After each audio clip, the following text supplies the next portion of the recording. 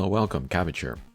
In Nier Reincarnation, I wanted to show off a method in Subjugations, which I showed a while ago actually.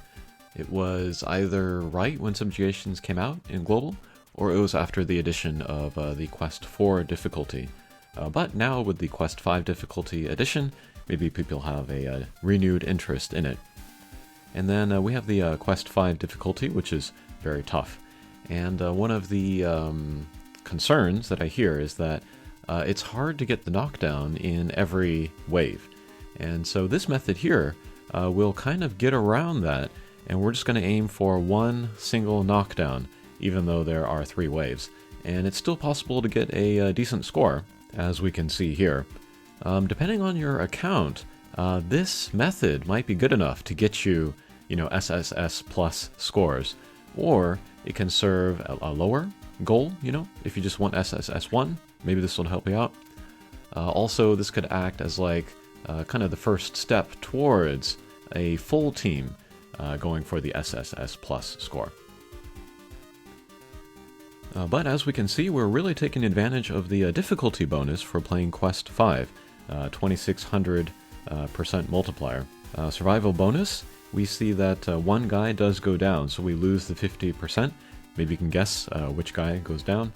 And then there is the max combo bonus, where I aim for the 42 hits to get the 160%.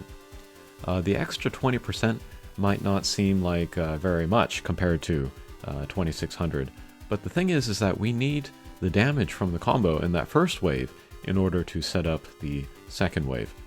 And that's basically the idea, is to take the single knockdown and then spread it out among wave 1 and 2. And then in wave 1, we're going to go for the combo so that we can get about 50, 60, 70% towards the knockdown. And then in wave 2, we will, do the remaining percentage HP and then start doing damage during knockdown. Ideally before we get out the first character skill of our main attacker. And then my main attacker, kind of my only attacker in this entire thing, is Nier's Yuri. And I think I'm going to focus on this versus water using wind weapons because she has the bonus for the season. She gets extra attack and then faster cooldown. And I said this in the previous video, but I'll be really focusing on my wind account for the near future, maybe trying to aim for SSS+. I think this is going to be a first step. Once I really get these 2 waves down, then I'll start thinking about building a real Wave 3 team. Okay, but let's roll the tape. Let's see how this goes. So Wave 1, basically we just want to fill the character skills so that we can add them to the combo. Gales charges up very quickly, so I don't need to use any more weapon skills for her. But like F66X, I might need to use 1. She isn't level 90, so actually her character skill does take longer to charge. If I were very serious about making this first wave easier, I'd maybe give her some books. But we can use just like very weak weapons, We kind of want to control our damage so that we're not doing too much. If we get to like, 90% and then we enter wave 2, then that wave 2 party will enter knockdown too quickly. Maybe not be able to set ourselves up ideally, so. Okay, so there we got the 43 hit combo. About 55-60% damage towards knockdown. And then we'll enter wave 2.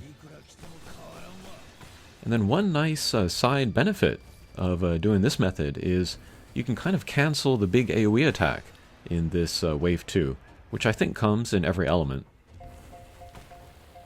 But that's very damaging, so people are like, oh, do I have to build for like HP or defense in addition to attack? But with this method, we can just skip it. Okay, but we enter knockdown. We are just having the character skills fill up.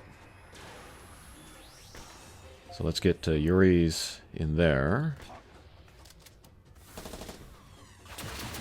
Okay, nice damage.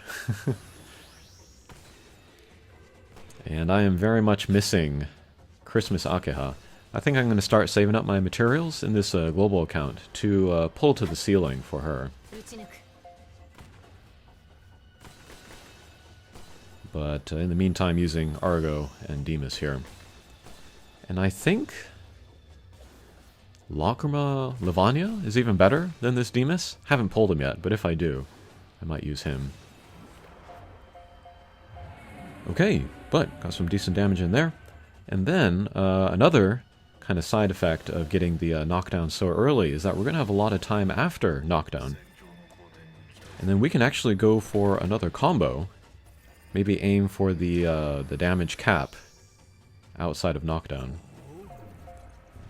So attack up. Another character skill from Yuri, and we got it. So that's some nice bonus damage there.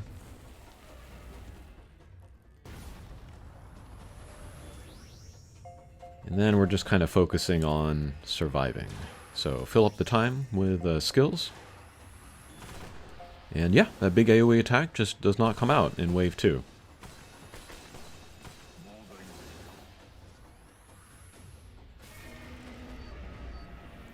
Alright, and then Wave 3 is just going to be a single guy who will die right away. Again, depending on the strength of your account, just getting that knockdown once might be enough to get you the score that you want. Or, again, this can act as a kind of a first step towards a full team.